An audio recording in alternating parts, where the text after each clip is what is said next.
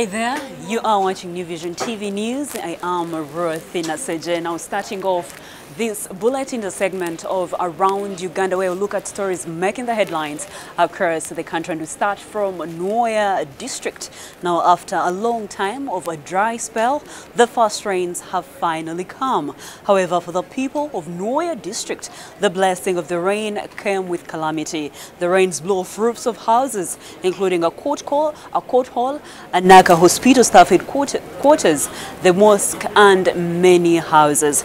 The rains, which was characterized with strong winds, caused flooding in most parts of Anaka town. It threw walls to the ground and scattered property. The solar panels at Post Bank rooftop were destroyed, as well as the court hall, which was blown open as water settled on the ceiling and caused cracks. The biggest destruction was where the houses of nurses were left without cover. The locals are now calling for support from the Ministry of Disaster and Preparedness.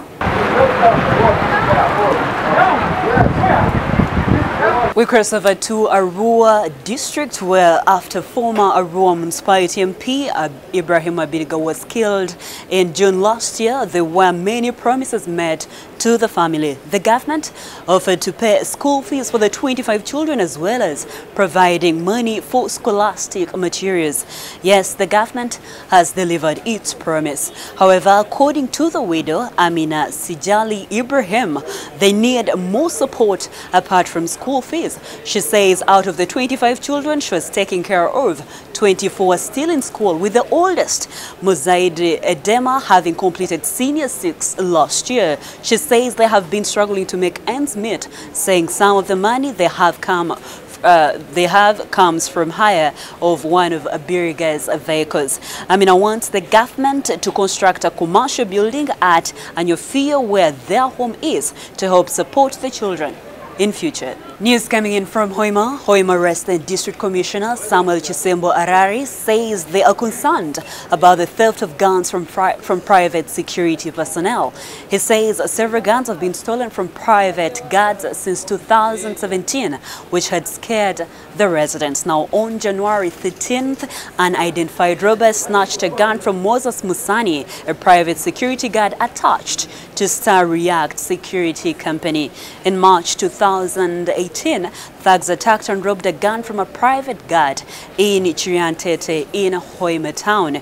In February 2017, unidentified people raided Fort Betting Company along Hoima Fort Port Road in Hoima town and took away a gun from a private security guard. Chisembo says some of the guards cannot fight off criminals.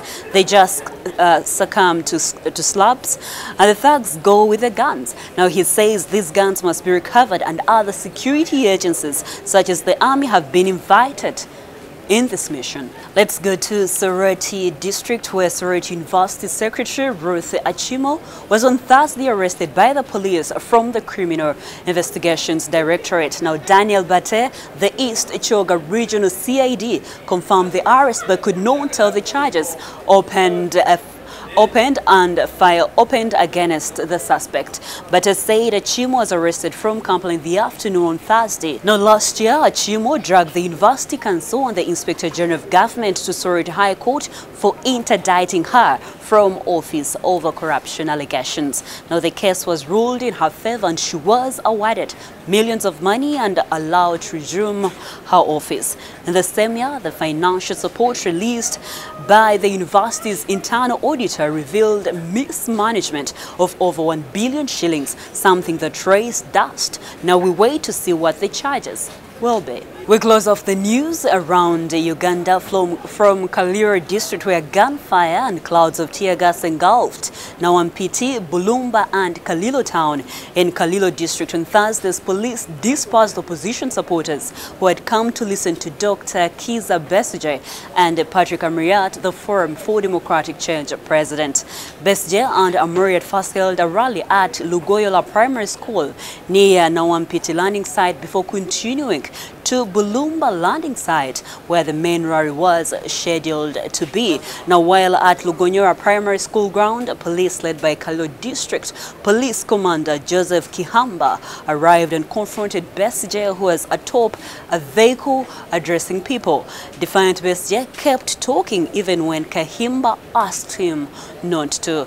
Amuriat and Wafula Gutu told Kihamba that they had come to explain the FDC programs, but he informed them that since they had not been cleared, it was not right. As the exchange went on, FDC supporters were in the background chanting songs that hail Besigye and the FDC party.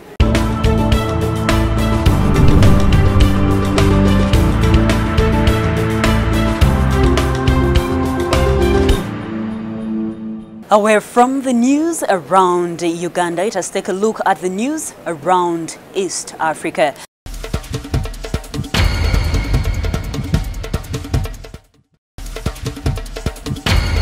We started from Tanzania, where Shanta Gold, the East Africa-focused gold producer, developer and explorer, has provided an update on its plans to finance the Singida gold mining project in Tanzania.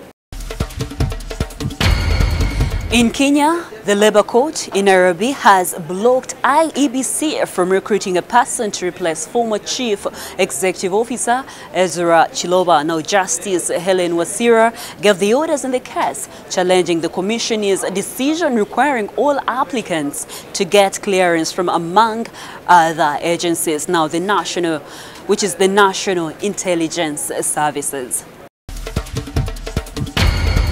In Southeast Sudan, South Sudanese President Salva Kiir on Thursday met with the Executive Director of Sahara Group, Tope Shonubi, who expressed willingness to invest in oil and infrastructure fields. Closing off the news around East Africa is a story from Rwanda, where the permanent mission of Rwanda to the United Nations and the World Jewish Congress recently honored Father Patrick Desbois with the first Raphael Lemkin Award for exemplary work in the fight against genocide. Now, the award is in honor of his dedication to investigating and exposing crimes of genocide around the world.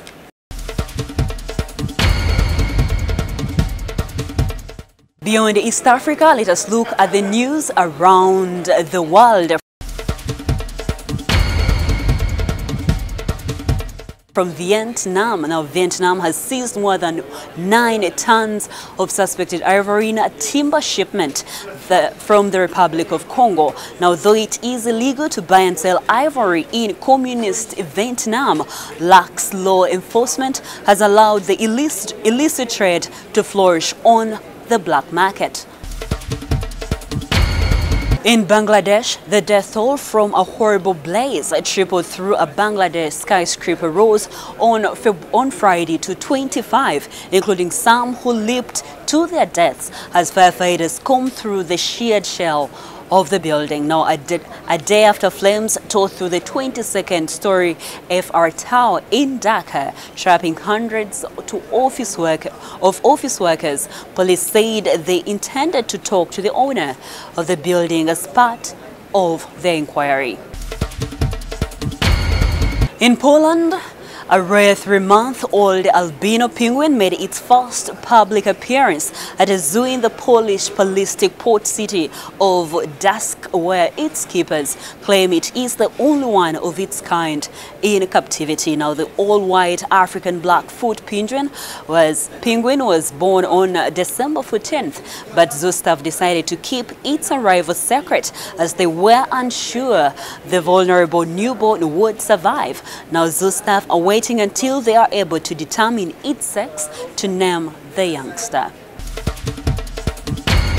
Closing off the news around the world is a story from Canada, where Canadian leader Justin Trudeau apologized Thursday for a rare lapse of his unflappable everyman persona after responding with heavy sarcasm to indigenous protesters who interrupted him at a party fundraiser. Now, the Nomofwe's Prime Minister was speaking at a Liberal Party event in Toronto on Wednesday when the activists unfurled a banner and began chanting slogans against mercury poisoning in a river where they fish.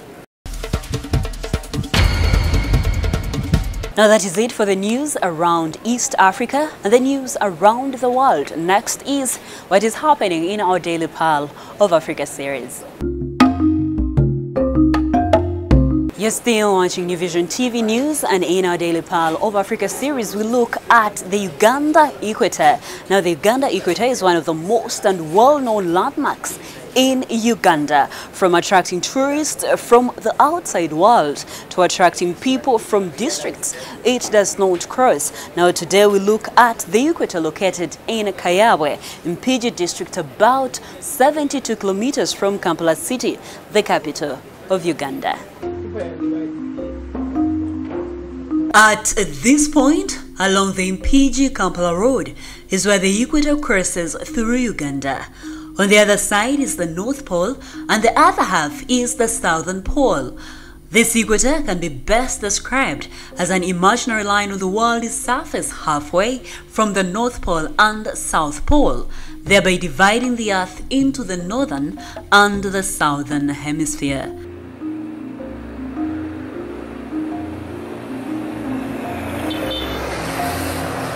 A visit to the equator while in Uganda is an opportunity of a lifetime if you are not a resident of one of the 13 countries crossed by this imaginary line. The countries are Ecuador, Colombia, Brazil, Sao Tome and Principe, Gabon, Republic of the Congo, Democratic Republic of the Congo, Uganda, Kenya, Somalia, Maldives, Indonesia and Kiribati. Being the equator makes it a starting point for navigation. Lines of altitude originate at the equator and continue to the North Pole, 90 degrees north, and to the South Pole, 90 degrees south. Most tourists on the way to Queen Elizabeth National Park in western Uganda get excited about meeting the line twice. Most of them like the attraction the line provides. This prompts them to take pictures with excitement of standing in both hemispheres of the world. The equator's strategic location has also attracted restaurants and shops where one can buy souvenirs to take home. Hanging around the equator is generally an amazing experience.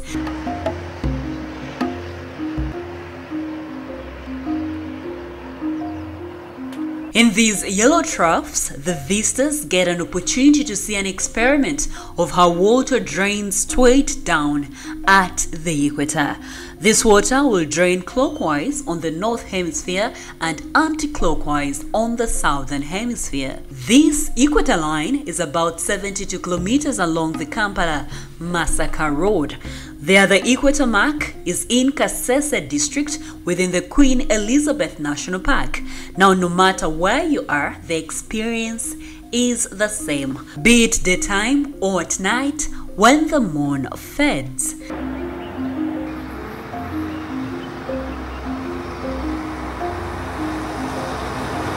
Now, till next time, I am your pal guide, Ruthi Naseje.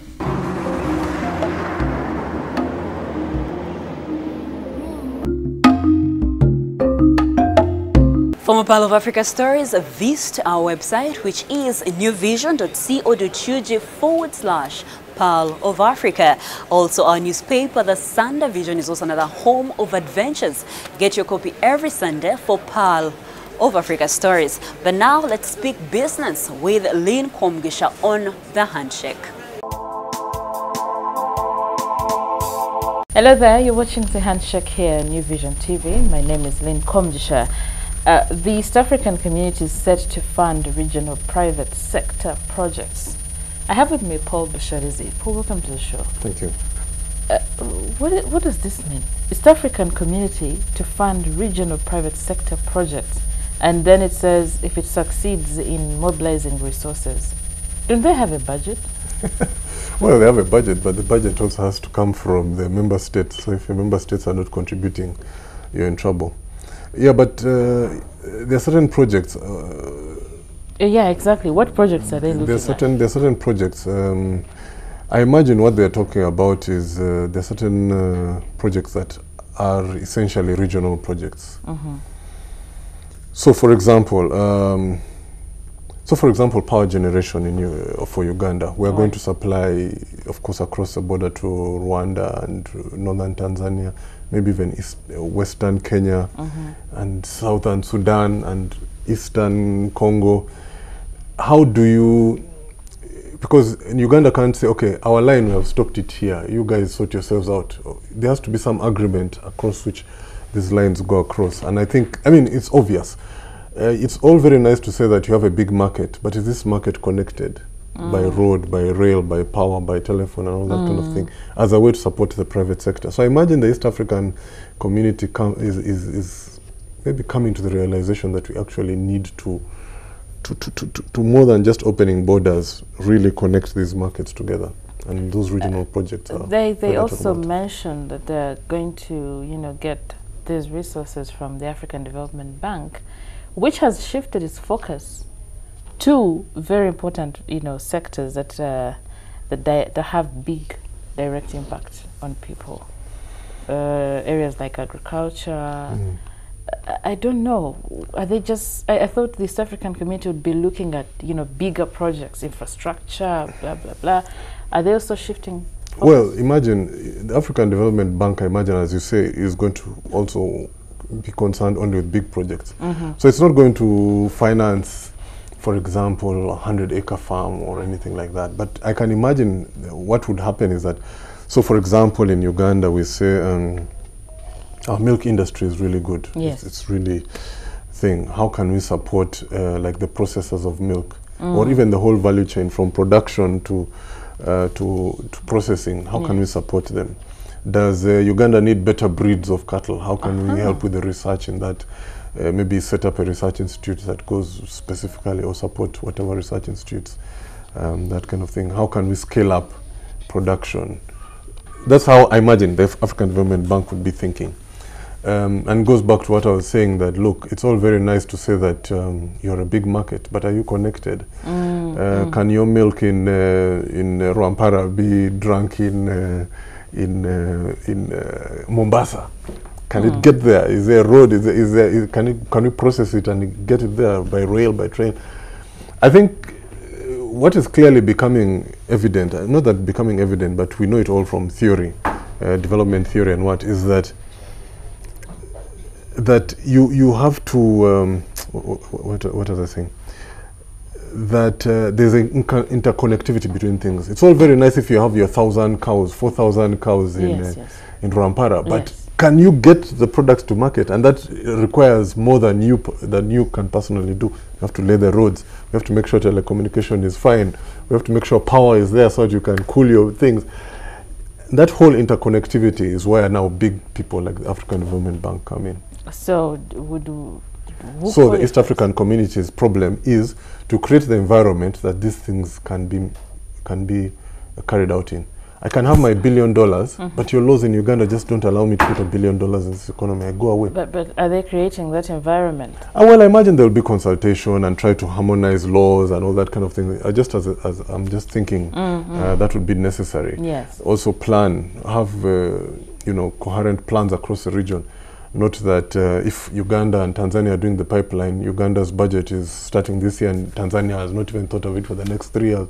So if we get to the border, there's no connecting pipeline. The whole synchronization of our things, where the East African community, can you call it at the secretariat level, at the parliament level, would be pushing.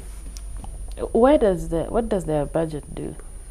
Their budget? Well, their budget, it finances them. Again, they are MPs, and there's a secretariat in Arusha. It's a lot, again, they try to do some lobbying and stuff like that. But yeah, look. Is this move really something that they can work on? Look, it's good that the intention is there. Yes. It's like, you're in P1 and you say, I want to go to university one day. you've got 14 years or so, you've got 14 years to go, but the intention is there. So the intention has been set. Now it's about us all mobilizing as countries our resources to push the agenda. Have faith. You know, they say interesting things, they push for interesting things, but then nothing comes out of it. No, things come out. It's just that maybe their communication is poor, and when something they've implemented happens, they don't call press conferences and all that kind of business. I think so. But things happen. Things are happening. I mean, the East African communities. Everyone is coming to study how the East African community works, from South Africa, West Africa. Yet the ones inside are not appreciating it. Yes, you know how prophets in their own land, they're never appreciated. So it's the same. Thank you, Paul. You're welcome. Thank you, Lynn. In our special report, still looking at Uganda's porous borders, let us take a look at what is happening between Uganda and Tanzania.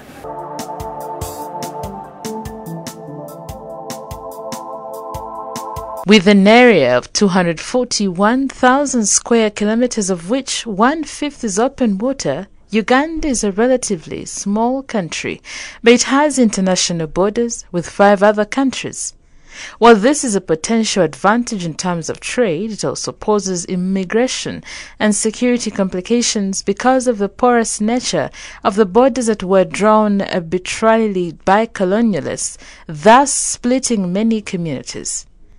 New Vision TV examines these complications and implications, and this episode focuses on the southern neighbor, Tanzania. When most Ugandans were celebrating the January 1986 military victory of Yoweri Museveni's National Resistance Army, the citizens of Sese, an archipelago of 84 islands in Lake Victoria, were mooting plans to break away from Uganda and join the United Republic of Tanzania. The new government, whose presidential chief of staff, Colonel Serwanga Lwanga, was an islander himself, did not give the idea time to even become a proposal and quickly granted them a district called Kalangala, although they barely had 1,000 voters. Until then, the archipelago had been administered, or more accurately neglected, as an outpost of Masaka district on the mainland. The idea of Ugandans retreating to Tanzania when they are getting a raw deal started with the establishment of colonialism, when Kabaka Mwanga kept retreating to Bukoba and Mwanza during his battles with the British. In fact, when he was finally defeated and deported, some of his generals, including top commander Gabudieri Kintu, retired in Bukoba for the rest of their lives. In 1971, when Idi Amin overthrew the government, thousands of Ugandans fled to Tanzania to organize his removal. They included President Milton Obote, intelligence researcher Yoweri Museveni, and many military officers like Colonel Oyite Ojok and General Tito Okello. In October 1978, President Idi Amin decided that the natural border between Tanzania and Uganda was River Kagera. So he invaded northern Tanzania, blew up Kagera Bridge, and declared Kagera Province as Uganda's new district, even appointing a district commissioner for it. An infuriated President Julius Nyerere deployed the Tanzania People's Defense Forces not only to drive Uganda's army out of Kagera, but also support Ugandan exiles in Tanzania to chase away Idi Amin. This was achieved on April 11, 1979, and a college professor, Yusuf Ulule, was sworn in as president to replace Amin. Many young Ugandans were then sent to Monduli Military Academy in Tanzania to learn to become soldiers. They included military cadets like Katumba Wamala, who later became Uganda's Chief of Defense Forces, and police cadets like Jim Muhwezi and David Tinyefuza. Officially in Tanzanian records, the country never fought with Uganda, but with Idi Amin. Since the war ended in 1979, Uganda has enjoyed cordial relations with Tanzania. Even the border marks that were destroyed in the war were not replaced for 35 years, and no side was complaining. In 2010, Tanzania's Ministry of Foreign Affairs concocted a worldwide survey of its nationals outside and established that the largest number is in Uganda. Yet this did not include about 1 million Ugandans who descended from several thousands of Tanzanian soldiers who lived in Uganda for several years. In 2011, Ugandan presidential candidate Betty Olive Kamya went campaigning in the south of the country and strayed deep into Tanzania, campaigning in her native language, Luganda. By the time someone whispered to her that she was in Tanzania, the Tanzanian villagers had already consumed her so-called logistics and laughing. As plans to mine Uganda's oil advanced, Uganda decided to channel the pipeline to the sea through Tanzania instead of Kenya. The two countries are developing the port of Tanga together. If there's one country Uganda cannot dream of going to war with, it is Tanzania. As Uganda's then President, Godfrey Binaisa, told the Organization of the African Unity in 1979 summit in Monrovia, which had the Tanzanian intervention in Uganda top on the agenda, unlike Nigerian soldiers who raped women in the countries they operated in, when the TPDF soldiers entered this country, Ugandan girls simply made love to them. It seems love has continued to flow between Uganda and Tanzania.